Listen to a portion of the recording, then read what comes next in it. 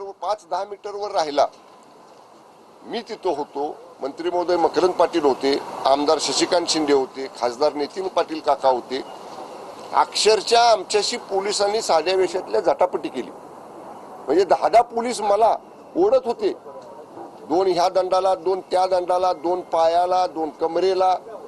म्हणजे जे सदस्य माझ्या बरोबर सांगत होते की आम्हाला आज जायचंय मतदानाला, एका बाजूला 302 मधले आरोपी जे जेलमध्ये असतात त्यांना आपण मतदानासाठी कुठलंही मतदान असू द्या आणतो मतदानाच्या ठिकाणी, आणि इथं मतदानाला निघालेले 2 सदस्य आमच्या जवळनं आगले, आम्हाला धक्काबुक्की करून मला लागलं सुद्धा. त्या दिवशी जखम झाली. खासदार नितीन काका पाटील पडले खाली, आमदार मकरंद पाटलांना धक्काबुक्की झाली.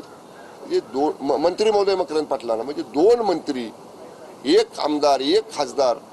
पोलीस अक्षरशः म्हणजे काय शब्द नाहीत त्या पोलिसांच्या कृतीबद्दल बोलायला. त्यामुळे हे सगळं प्रकरण पाहिल्यानंतर आज शिवसेना पक्षाच्या विधिमंडळ शिवसेना पक्षाची बैठक या ठिकाणी आता 9:30 वाजता होते आहे. सगळा वृत्तांत जे घडलं ते मी स्वतः बैठकीमध्ये मांडेन.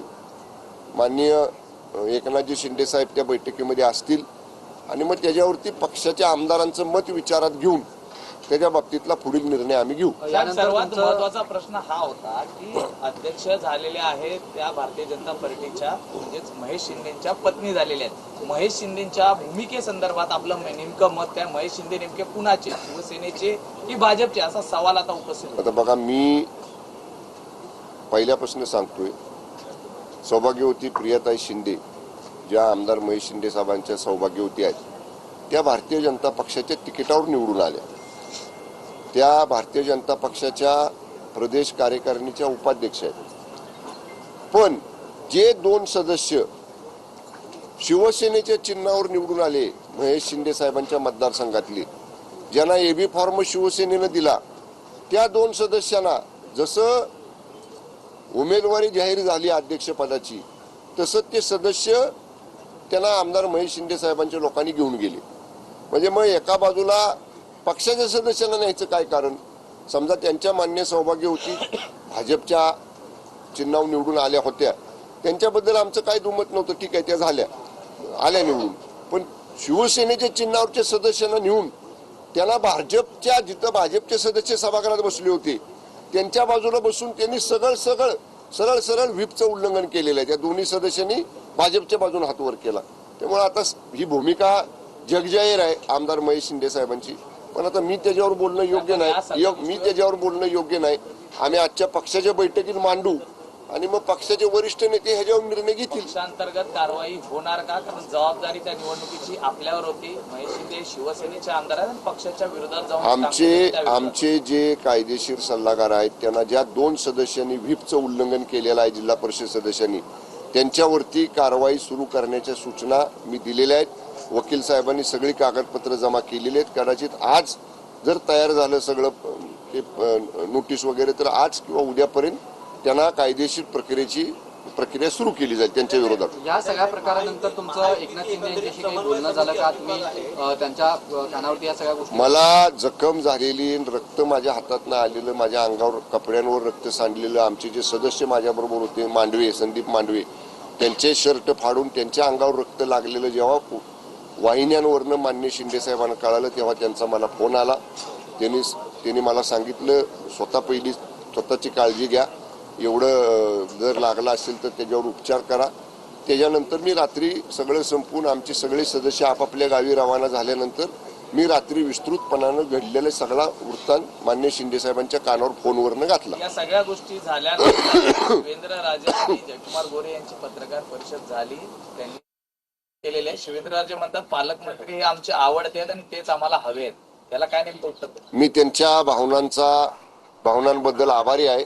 त्यांचं प्रेम आणि आमचं प्रेम असंच कायम राहावं असंच मी म्हणेन. पण जो इशारा तुम्ही दिलेला आहे, सुरुवात त्यांनी केली, शेवट आम्ही करणार, त्याचं आहे ना माता. हे बघा, मी 40 वर्ष राजकारणात आहे. 1986 सालापासून मी राजकारणात आहे. कधीच पोलिसांकडनं लोकप्रतिनिधींना अशी हातापायी कधीच झाली नव्हती सातारा जिल्ह्यामध्ये. सातारा जिल्हा सुसंस्कृत जिल्हा आहे. स्वर्गीय यशवंतरावजी चव्हाण, स्वर्गीय लोकनेते बाळासाहेब देसाई, स्वर्गीय वसंतदादा पाटील या नेत्यांचा जिल्हा तो आहे. कधीच आम्ही एकमेकांच्या विरोधात राजकीय बोललो, राजकीय एकमेकांची सदस्य फोडाफोडी केली, पण अशा पद्धतीनं 2 कॅबिनेट मंत्री, 1 खासदार, 1 आमदार, पोलीस बळाचा वापर, 100 पोलीस साध्या वेशातले. म्हणजे मी परत आज सांगेन की सातारचे एसपी अक्षरशः त्या दिवशी घरगाड्यासारखं वागले. अक्षरशः घरगडी हाच शब्द त्याला योग्य आहे. म्हणजे कशाची तिने तमा बाळगली नाही. ते सन्मान्य सदस्य संदीप मांडवे म्हणतायत की अरे पालकमंत्री इथं आहेत, आबा मंत्री इथं आहेत. काही त्यांनी त्यांच्या सैतान अंगात शिरल्यासारखा त्या पोलिसांनी अगदी समोरनं महिला पोलीस काट्या आडव्या लावून आम्हाला ढकलत होते मागं, आणि मागणं पुरुष पोलीस हाताला, दंडाला, पायाला धरून आम्हाला ओढत होते. अक्षरशः फरफटत नेला आम्हाला. त्यामुळे आज ही सगळी वस्तुस्थिती पक्षाच्या बैठकीत आम्ही मांडू आणि मग याच्यात पक्ष पुढचा निर्णय घेईल. या निवडणुकीचे पडसाद कॅबिनेट बैठकीत देखील आम्हाला पाहायला मिळतील. जी आपली नाराजी आहे ती मुख्यमंत्र्यांसोबत देखील आपण व्यक्त करणार आहात. का नाही मानणार? कारण शेवटी आम्ही ज्या मंत्रिमंडळाचे सदस्य आहोत, ज्या मंत्रिमंडळाचं नेतृत्व माननीय मुख्यमंत्री महोदय करतात, तर शेवटी मंत्रिमंडळाच्या प्रमुखांसमोर आम्हाला मांडावं लागेल ना. आणि आम्ही दोघंही मंत्री ज्यांनी भोगलंय हे प्रकार, तो आम्ही मंत्रिमंडळाच्या बैठकीसमोर मांडू. उद्धव ठाकरे असं म्हटले या सगळ्या प्रकारावरती की रेडा कापला जातो तशा पद्धतीनं लोकशाही कापली जाते. आता ते रेडा कापला न कापला हे त्यांचं त्यांना माहिती, पण लोकशाहीची हत्या झाली, लोकशाहीचा 20 तारखेला साताऱ्यामध्ये खून झाला, हे सूर्यप्रकाश इतकं स्वच्छ आहे. ओके, तुम्ही भाजप विरोधी आता भूमिका घेणार का साताऱ्याच्या बाबतीत तरी? नाही, भूमिका हे बघा, निवडणुकीमध्येच मी स्वतः पालकमंत्री म्हणून प्रयत्न केला, बैठका घ्यायचा, नगरपालिकेला केला, त्यावेळी त्यांचा प्रतिसाद आला नाही. जिल्हा परिषदेला केला, तेव्हाही प्रतिसाद आला नाही. त्यांनी नाही प्रतिसाद दिला म्हणून आमचं आणि राष्ट्रवादी काँग्रेस पक्षाचं एकत्र ठरलं. आम्ही फ्री पोल अलायन्स केला आणि आम्ही 37 जागा जिंकलो. आता परत त्यांच्याकडे किती वेळा, म्हणजे कशासाठी? आता एकदा अनुभव आल्यानंतर पुन्हा काय मला काय तशी आवश्यकता वाटत नाही. पण या बाबतीतला निर्णय आमचा पक्ष घेईल. राष्ट्रवादी याला धरून आंदोलन करणार आहेत पायऱ्यांवरती, तुम्ही देखील या आंदोलनामध्ये सहभागी होणार आहात? हो, आम्ही भोगलोय ना. शेवटी कसं आहे मॅडम, जो भोगतो त्याला कळतं. आज काय परिस्थिती माझी आहे, 3 दिवस झाले एवढं प्रचंड ते मुक्कामार लागलेला आहे आम्हाला दोघांनाही. आता ह्या गोष्टी खरं माध्यमांपुढे बोलणं योग्य नाही, पण ठीक आहे, जे भोगलंय ते लोकांनाही समाजालाही कळलं पाहिजे ना. अत्यंत जिल्ह्यामध्ये तीव्र भावना आहेत. जिल्ह्यामधल्या सगळ्या राष्ट्रवादीचे कार्यकर्ते, इव्हन काँग्रेसचे कार्यकर्ते, RPIचे कार्यकर्ते, हे सगळे कार्यकर्ते एवढे तीव्र याच्याबद्दलच्या भावना आहेत.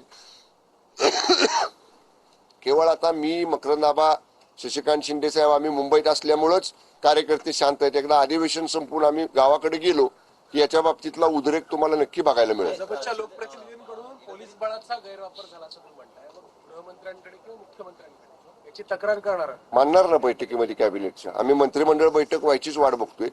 जेव्हा मंत्रिमंडळाची बैठक होईल तेव्हा त्या मंत्रिमंडळाच्या बैठकीमध्ये शिकवेन. जर मला आणि माननीय मकरंदाबांना माननीय मुख्यमंत्र्यांनी संधी दिली बोलायची, तर जरूर आम्ही ह्या सगळा इतिवृत्तांत माननीय मुख्यमंत्र्यांच्या संपूर्ण मंत्रिमंडळाच्या कानावर घालू.